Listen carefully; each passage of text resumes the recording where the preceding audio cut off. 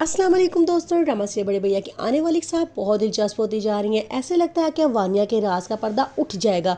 कबीर अस्पताल पहुंच जाता है और वहां जाके सीसीटीवी फुटेज लेता है और इर्द गिर्द के लोगों से मालूमात हासिल करता है कि कल क्या हुआ था। सारी बातें सुन के पहले तो वानिया डर जाती है, लेकिन उसके बाद वो कहती है कि मैंने भी कोई कच्ची गोलियां नहीं खेली, मुझे पकड़ना कोई इतना आसान नहीं है क्योंकि मैं वानिया हूँ और मैंने तमाम काम बड़ी होशियारी से किया है।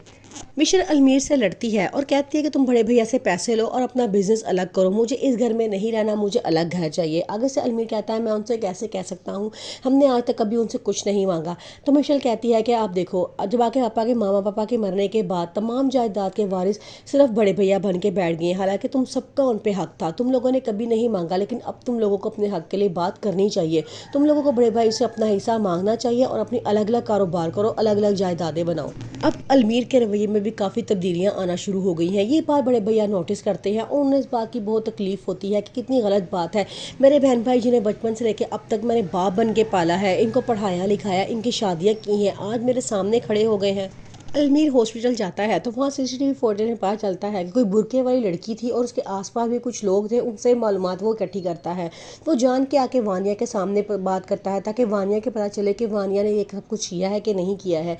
लेकिन वानिया के चेहरे के उड़ते हुए रंग देख के वो भी परेशान हो जाता है और उसे शक हो जाता है कि सब कुछ वाकई ही वानिया ने किया है। अब सब सच जान चुके होते हैं, लेकिन वो जान के वानिया के सामने शो नहीं कर रहे होते कि वानिया खुद अपने मुँह से इतराफ़ करे कि उसने ये जुर्म किया है। कबीर को बड़ा दुख होता है और कहता है कि मैं ये सोच भी नहीं सकता था कि वानिया मुझसे नफरत में इतनी आगे बढ़ जाएगी कि वो मेरे बच्चे तक को मार देगी। अगर उसे कुछ चाहिए था या कुछ जिसकी ख्वाहिश तो वो मुझसे इजहार करती, मैं खुद उसके हाथों में हवाले कर देता, लेकिन मैं अपने बच्चे को तो रहना हिस्सा मरते हुए देखता। कबीर जो तमाम बहन भाइयों में सबसे बड़ा होता है, माँ बाप के मरने के बाद वो तमाम बहन भाइयों को पढ़ाता लिखाता है और उनकी बहुत अच्छी जगहों पर शादियाँ करता है। उसके बाद वो अपनी शादी करता है। जब उसके घर में दो भाभियाँ मिशेल और रानी आती हैं, वो जब से आती हैं घर का माहौल सारा ख़राब हो जाता है। ये बात सुन के कबीर जोया सब बहुत परेशान होते हैं कि हमारे घर के को क्या होता जा रहा है, जिस घर को हमारे भाई ने इतने प्यार मोहब्बत से पाला, इसको बड़ा किया, और आज वो सब कुछ।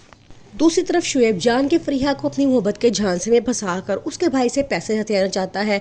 वो जान जान की तारीफ कर रहा होता है, उससे पिछले वक्तों की माफ़ी मांगता है कि मैं तुम्हारे साथ बहुत गलत किया है, मैं तुम्हें वो तवज्जो और टाइम नहीं दे सका। मिशेल भी वानिया के साथ नहीं होती, वो महविश का साथ देती है और महविश को कहती है कि भाभी आप बहुत कमज़ोर हो गई हैं, आपको अपना ख्याल रखना चाहिए। सारे देखते हैं कि मिशेल बहुत अच्छी है, वो सबके साथ आके बैठती है, वो महविश का हाल चाल पूछती है सिवाय वानिया के।